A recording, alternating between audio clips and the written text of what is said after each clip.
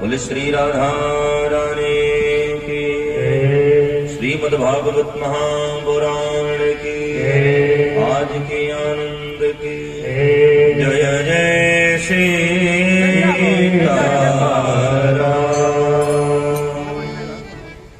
आइए बड़े ही भाव प्रेम श्रद्धा के साथ हम आप सभी मंगल श्रीमद् भागवत जी के इस ज्ञान गंगा के चतुर्थ सत्र में जुड़े। मनवाणी को पवित्र करने हेतु ठाकुर की मंगलमयी दो बार नाम का हम सभी लोग मंगल गुणानुवाद करें।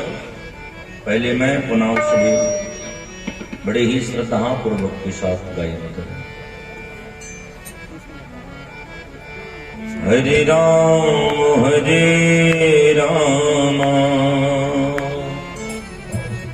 राम राम हरे हरे, हरे कृष्ण कृष्ण कृष्ण हरे हरे, हरे हरे राम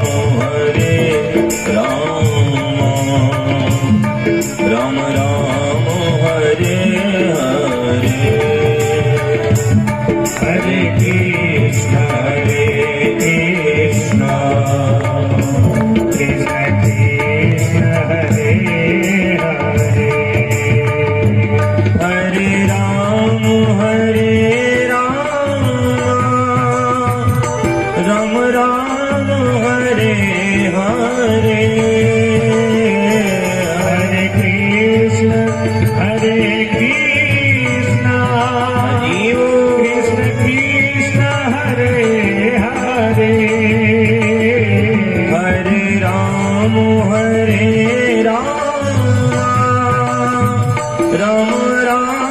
हरे हरे,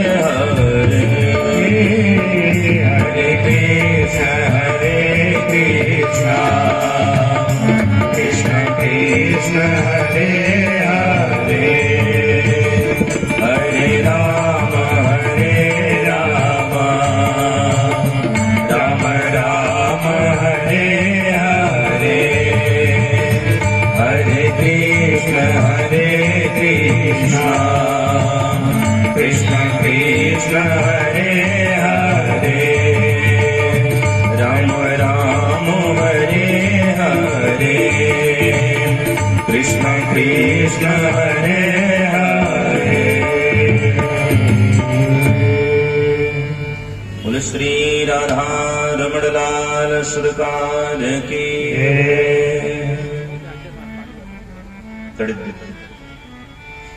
विनिंदित पीताम्बरधारी भगवान श्री राधा माधव, अखिल कोटि ब्रह्मांड नायक करुणावणालय भगवान श्री सीताराम जी महाराज, श्री अवधाम के श्री मौर्य संत समाज के आभूषण, बिंदु गाद्याचार्य प्राण प्रिय पूज्य श्री सद्गुरुदेव भगवान, हम आप सभी परम ही बड़भागी हैं, सौभाग्यशाली हैं कि हमको आपको अवसर सरकार ने दी है अपनी कथा को श्रवण करने के लिए, क्योंकि यह अवसर भगवान सबको प्रदान नहीं करते। हम आप बड़े ही भाग्यशाली हैं। कल की पावन बेला में हम सभी लोग श्रवण कर रहे थे कि श्रीमान सुखदेव जी महाराज भैया श्री परीक्षित जी महाराज जी को कथा श्रवण कराते कहते हैं कि लाला, भगवान के समस्त चरित्रों का अनुसरण करना ही चाहिए, क्योंकि भगवान के समस्त चरित्रों ने मानव जीवन को नई नई सीख दी। ज्ञानामृत ज्ञान जनोवा, ज्ञान प्राप्त करने के लिए भगवान का श्रवण अति आवश्यक है। परीक्षित जी महाराज ने सुखदेव जी से कहा और मैत्रेय जी महाराज जी से विदुर जी ने कहा कि आप महाराज मनु जी के केवल 3 कन्याओं की कथा को केवल आपने सुनाया है। आपने यह भी कहा था प्रियव्रतो उतान पादो कि महाराज मनु जी के 2 पुत्र भी हैं, उनकी आपने कथा नहीं सुनाई। किमंति भ्रांति, गोस्वामी जी ने मनु जी के बड़े पुत्र का नाम महाराज जी उत्तानपाद कहा कि शास्त्रों के अनुसार पिता की संपत्ति का वही अधिकारी होता है, वही उत्तराधिकारी होता है जो पिता का बड़ा पुत्र होता है। गोस्वामी जी ने मनु जी के उत्तराधिकारी किसको घोषित किया? बोले उत्तानपाद जी को। क्या भागवत के कई ऐसे टीकाकार हैं जो उत्तानपाद जी को छोटा मानते हो? भैया चाहे छोटा हो चाहे बड़े हो, हैं तो भी उनके लाल। अब हीरा या छोटी हो या बड़ी हो, हीरा तो हीरा ही। सुखदेव जी महाराज कहते हैं बेटा मैं तुमको ब्रह्म चैतन्य की कथा सुनाता, तुम बड़े ध्यान से श्रवण करना। प्रियव्रतो तान पादों शतरूपापते हैं श्रुतों, वासुदेवस्य कलयां रक्षयां जगत स्थितो। महाराज मनु जी महाराज और मैया शत्रुपा के प्रथमतया गर्भ से मानो उत्तानपाद जी का अवतार हुआ। उत्तानपाद कहते किसको हैं? जिसका पांव कभी नीचे आता ही नहीं, वही उत्तानपाद। वेदांतियों ने कहा उत ऊर्ध्व पादो यस्य उत्तानपादः, जिसकी पांव हमेशा ऊपर ही फैलती रहे, जिसका पांव कभी नीचे ही न आवे, शास्त्र उसे ही उत्तानपाद कहता है। हम आप सभी उत्तानपाद हैं, क्योंकि हम आप जब अपनी मां के गर्भ में होते हैं ना, तो हमारा आपका भी पांव ऊपर ही होता है। चराचर सकल जगतायाम जीवाः उत्तानपादाः, इस सृष्टि में जितनी जीव हैं सबके सब उत्तानपाद है, क्योंकि गर्भ धारण की क्रिया केवल एक ही होती है। बंदो ध्यान से सुनना, प्रत्येक उत्तानपाद की 2 पत्नियां होती महाराज। अच्छा एक बात और, आज मैं थोड़ा एक लेख पढ़ रहा था तो उसमें एक महात्मा की मुझे एक शब्द समझ में आई कि अगर पुरुष बूढ़ा हो और उसकी पत्नी तरुण हो, नौजवान हो, तो ऐसी पत्नी को विष कहा गया। बूढ़े पुरुष की अगर कामनीतियां स्त्री उम्र से अगर छोटी हो तो ऐसे स्त्री को विष कहा गया, जहर कहा गया। और हम आप सभी जहर पीते, हमारे पास अमृत भी है, हमारे पास जहर भी है। सुखदेव स्वामी कहते हैं कि बेटा उत्तानपाद जी की 2 स्त्रियां हैं। पहली है सुनीति। सुनीति कहते किसको है? बोले सुष्ठुर नीतिर यस्य सह इति ही सुनीति ही, जो धर्म की नीतियों को धारण करे वही सुनीति है। अच्छा देखो, हमारे वेदांती क्या सभी कहते हैं कि जहां पर धर्म होगा वहीं ब्रह्म होगा, जहां धर्म होगा वहीं ब्रह्म होगा। इसलिए सुनीति के गर्भ से ब्रह्म रूपी मानो ध्रुव प्रकट हुआ है। यहां ध्रुव की संज्ञा ब्रह्म से की गई। इनकी छोटी पत्नी है, क्योंकि ऐसा विष्णु आदि पुराणों में लेख है कि उत्तानपाद जी महाराज जी के सुनीति के विवाह होने के बाद 25 सालों तक कोई संतान नहीं हुआ। पहले राजा महाराजा इसलिए कई के विवाह करते थे क्योंकि उनको अपना वंश चलाना होता है। एक बार उत्तानपाद जी कहीं जा रहे थे, एक सुंदर कन्या को देखे जो उनसे उम्र में बहुत छोटी है, और कन्या को मन ही मन अपनी पत्नी घोषित कर दिया। उस कन्या के पिता के पास गए। पिता ने कहा कि महाराज, ये भी शास्त्र कहता है कि बड़ी पत्नी का ही पुत्र उत्तराधिकारी होता है। मेरी बिटिया आपके घर छोटी बहू बन करके जाएगी, और इससे जो बेटा होगा वो आपके बड़ी रानी के पुत्र का वो मंत्री कहलाएगा।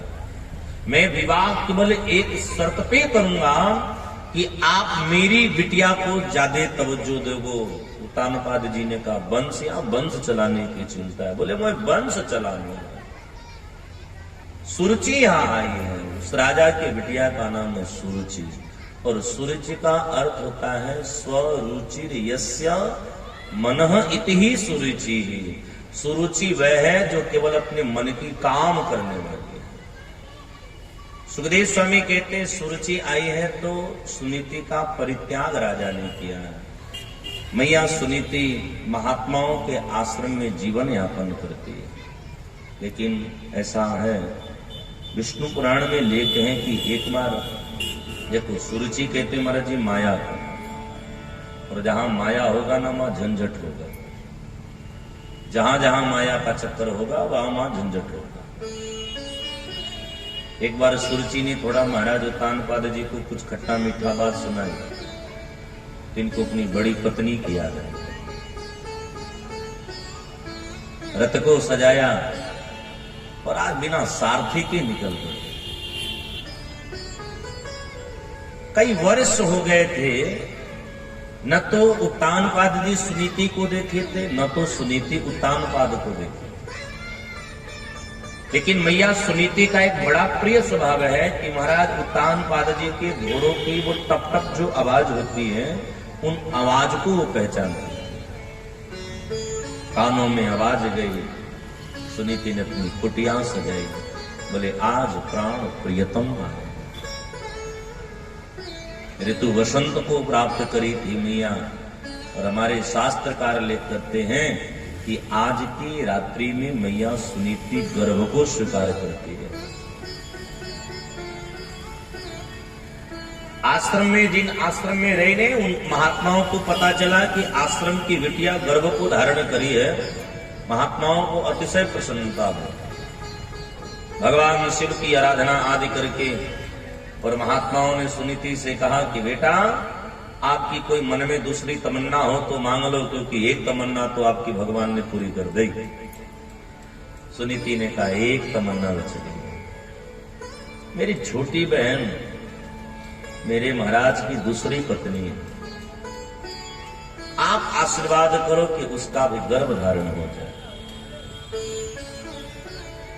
महात्माओं ने कहा, बेटी, उसी के कारण महाराज ने तुझे तो घर से निकाला है। बोले, महाराज ने केवल घर से निकाला, मन में तो बिठाया। और दोनों स्त्रियां गर्भ को धारण करती हैं। जहां धर्म होगा वहां ब्रह्म आएगा, और जहां माया होगी वहां अंधकार आएगा। इसलिए सुनीति के गर्भ से श्रीमान ध्रुव जी का जन्म हुआ है, जिन्हें ब्रह्म की संज्ञा दी गई। सुरुचि के गर्भ से उत्तम नामक एक संतान की प्राप्ति भई, जिसे शास्त्रकारों ने महाराज जी अंधकार की संज्ञा दी। एकदा सुरुचि पुत्रं अंकमारोप्य लालयन् उत्तमं नानुरुक्षन्तम् ध्रुवम राजाभ्यनंदतः। एक समय की बात है, ध्रुव जी महाराज थोड़े छोटे हैं और उनका छोटा भाई उत्तम और छोटा है। ध्रुव जी ने क्या देखा कि महाराज उत्तानपाद जी उनके छोटे भाई को गोद में बैठा करके दुलार कर रहे। तो ध्रुव जी की भी इच्छा हुई कि वो भी अपने पिता के गोद में बैठे। पिता के गोद में बैठने के लिए जैसे गए तो महाराज उत्तानपाद जी अपनी छोटी पत्नी से बड़ा डरते थे। महाराज जी यही स्त्री को जहर कहा गया। जो स्त्री, वर्ष सुनना, जो स्त्री अपने पति को डरा के रखे शास्त्र उसे जहरवादी कहता है। अपनी पत्नी के भय के कारण महाराज उत्तानपाद जी ने बड़ी पत्नी के पुत्र का कोई सम्मान नहीं किया। ध्रुव जी ने देखा पिताजी की तो हाथी नहीं बढ़ रही है, मैं ही अपना पांव बढ़ाऊं।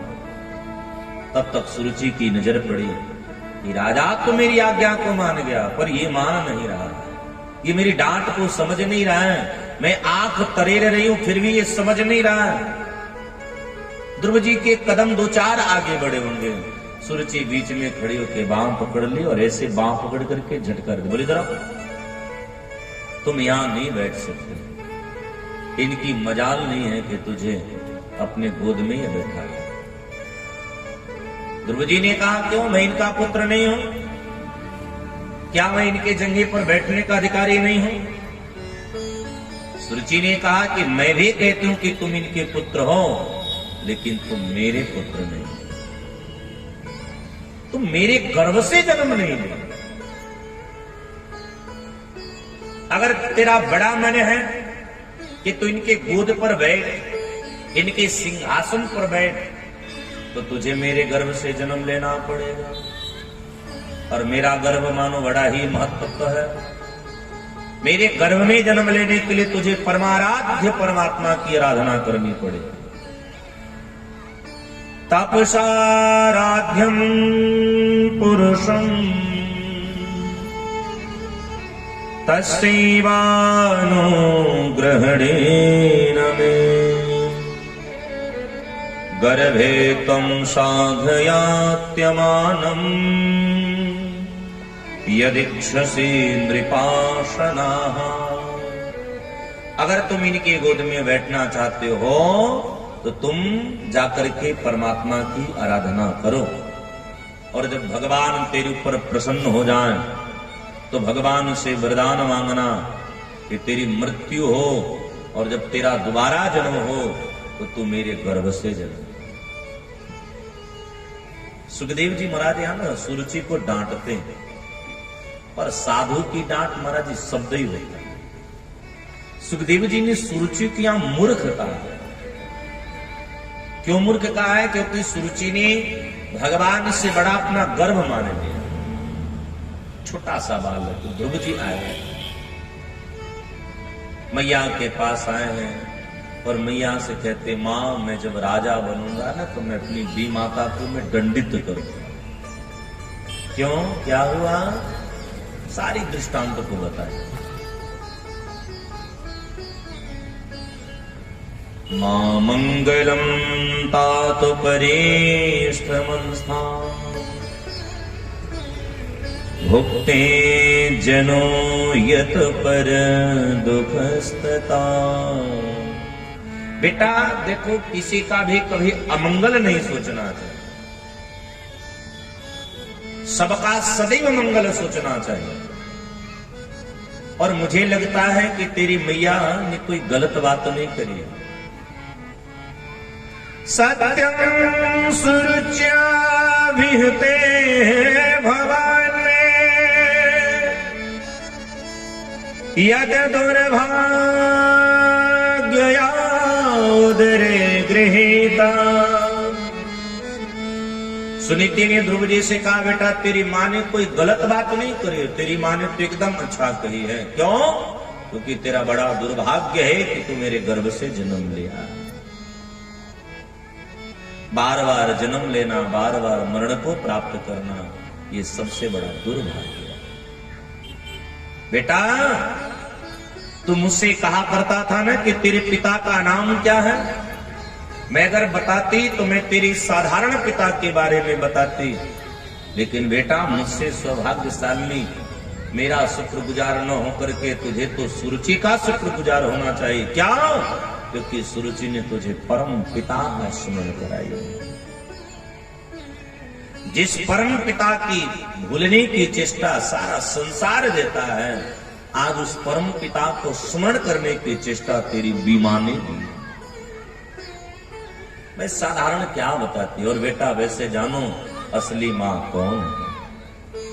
पुत्रवती जुवती जग सोई, पुत्रवती जुवती जग सोई, रघुपति भगत जासु सूत होई, रघुपति भगत जासु सूत होई, पुत्रवती जुवती जग सोई, पुत्रवती जुवती जग सोई, रघुपति भगत जासु सूत होई, रघुपति भगत जासु सूत होई। पूज्य श्री गोस्वामी तुलसीदास जी महाराज कहते हैं कि संसार की सर्वश्रेष्ठ मां कौन है? बोले संसार की बहुमां सर्वश्रेष्ठ है, जिसका पुत्र भगवान का स्मरण करता है। बेटा मैं भी वो सौभाग्य पाना चाहती हूं। अनन्य भावे निज धर्म भाविते, मनस्य वस्थाप्य भजस्य पुरुषम। उस परम पिता परमात्मा का तू स्मरण कर बेटा, क्योंकि ये मौका बार बार मिलता नहीं। भजन करने का मौका बार बार नहीं मिलता। कई लोग कुंडली दिखाते हैं ना, तो पंडित क्या कहते हैं? बोले भाग्य बनाने का मौका बार बार नहीं आता। धन कमाना ये भाग्य बनाना नहीं है, मकान बनवाना ये भाग्य बनाना नहीं है, सुंदर पत्नी या सुंदर पति प्राप्त कर जाना ये भाग्य बनाना नहीं है, सुंदर पुत्र या सुंदर पुत्री को प्राप्त कर लेना ये भाग्य बनाना नहीं है। असली भाग्य बनाना क्या है? बोले परमात्मा का स्मरण करते हुए। बेटा ये मौका तुझे बार बार मिलेगा। अगर आज मौका लगा है ना तो तू मौका रखे। अच्छा एक बात और बड़े गौर से सुनिएगा महाराज जी, मैं दो लोगों के चरित्र को बड़ा स्मरण किया हूं, बहुत मैं उनके बारे में सोचता हूं। पहला गोस्वामी तुलसीदास जी, जिन गोस्वामी तुलसीदास जी महाराज जी को उन्हीं की पत्नी ने डांटा, गोस्वामी जी गोस्वामी बन गए। और दूसरे हैं श्री भैया ध्रुव जी महाराज, जिनको उनकी छोटी मां ने डांटा, ध्रुव जी ध्रुव बने। अब स्त्री के डांटने से अगर कोई साधु बन जाए तो सारा दुनिया के जितने पुरुष सब साधु बन जाएंगे। क्यों? बोले सबकी पत्नियां डांटती हैं। कौन पत्नी नहीं डांटती? किसी नारी के डांटने से कोई साधु नहीं बनता। गौर से सुनना, साधना अंदर बैठी रहती है, बस उधेलने की आवश्यकता है। गोस्वामी को एक जन्म के साधु थोड़े न थे। हमारे आश्रम की परंपरा है महाराज जी, मैं अपने मेरा सौभाग्य है कि मैं उस आश्रम में पला हूं जहां भगवान राम हमारे पूर्वाचार्य बाबा श्री राम प्रसादाचार्य जी महाराज जी के सामने बैठ करके पद गाते थे। हमारे आश्रम में बाबा श्री राम प्रसादाचार्य जी, जिनसे बिंदु प्रकट भई है, श्री जानकी जी ने स्वयं अपनी माथे की बिंदी लगाई। उसे आश्रम की परंपरा है। वाल्मीकि तुलसी भय। वाल्मीकि जी कौन है? वाल्मीकि जी का जब दूसरा अवतार हुआ वो तुलसीदास जी बन गए। वाल्मीकि तुलसी भय तुलसी राम प्रसाद। श्री राम प्रसादाचार्य जी महाराज जो हमारे आश्रम के संस्थापक हैं, वो युग तुलसी गोस्वामी तुलसीदास जी के अवतार हैं। महाराज जी वैराग्य छुपा होता है, जैसे हीरा है ना, हीरा का तेज कब छुप जाता है? बोले उस पर राख डालो। तेज को निखारना है, राख को थोड़ा भी हटा दोगे ज्योति आ जाए। पद्म पुराण में कथा आती है कि एक बार एक नाविक नदी में नाव चला रहा। कुछ महात्मा आए और महात्मा उस नाव में बैठ करके नदी की वो सैर लगे, घूमने लगे। महात्मा बड़े ज्ञानी थे, तो महात्माओं ने ध्रुव जी का चरित्र कहना आपस में चर्चा आरंभ कर दिया कि भगवान बड़े छलिया हैं। यहाँ लाखों लाख वर्ष तक हम सब तपस्या करते हैं और ध्रुव नामक एक छोटा सा बालक भगवान को 5 महीने में पा गए। भगवान भी बड़े विषम नेत्रीय हैं, भगवान को ऐसा नहीं करना चाहिए। तब तक महात्माओं ने देखा कि नदी में जो झाग होते हैं ना महाराज जी, वो सफेद सफेद झाग दिखाई पड़ रहे। सुन रखिएगा आप सभी। महात्माओं ने कहा ऐसा पहाड़ तो हमने कभी देखा ही नहीं। वह नाविक ने कहा जिन ध्रुव के बारे में आप इतनी भगवान की शिकायत कर रहे हो ना, ये जितने झाग हैं ये ध्रुव जी के कई जन्मों के तपस्या के फल हैं। तप करते करते ध्रुव अपनी हड्डियों को छोड़ गया। और ध्रुव एक जन्म में तप नहीं किया, ध्रुव कई जन्मों का तपस्वी है। फल तो ध्रुव जन्म में मिला। मेरा मूल कहने का जो तात्पर्य है वह यह है कि वैराग्य छुपा रहता है, बस प्रकट करने की आवश्यकता है। ध्रुव जी ने मैया को यहां प्रणाम करी है। और साधक जन कहते हैं कि रात्रि कालीन के वेला में ध्रुव जी ने अपना घर का त्याग किया, घर छोड़ करके ब्रह्म रूपी घर की प्राप्ति के लिए निकल पड़े। छोटा सा जंगल में गए हैं, अनेक जंगली जीवों की आवाज को सुन रहे हैं, थोड़ा डर भी रहे हैं, लेकिन परमात्मा को ढूंढने जा रहे हैं। मानो वैकुंठ में नारद जी बैठे थे। नारद जी से वैकुंठनाथ ने कहा कि नारद, मेरा छोटा सा बालक घूम रहा है, देखो मार्ग में कट गया, उसे अपने असली घर पहुंचवाओ। नारद जी भाव समझ गए कि असली घर तो मैं हूं, ये अपनी बात कह रहे। जंगल के मध्य में श्री देवर्षि नारद जी महाराज पधारे। अहो तेजः क्षत्रियाणां मानभंगम् अमृष्यताम् वालो यज्ञम्भृता धत्ते यत शमातुश्चरं वचाः। नारद जी ने श्री ध्रुव जी महाराज जी से कहा कि बेटा तुम कौन हो? तुम्हारा तेज तो ऐसा प्रतिभाषित हो रहा है कि जैसे क्षत्रियों का तेज। तुम तो मान मर्दन करने वाले तेज हो। क्या बात है, मार्ग भूल गए हो? आपका नाम क्या है? तो पिता समेत लीन निज नाम। यहां ध्रुव जी ने अपने पिता के साथ अपना नाम लिया।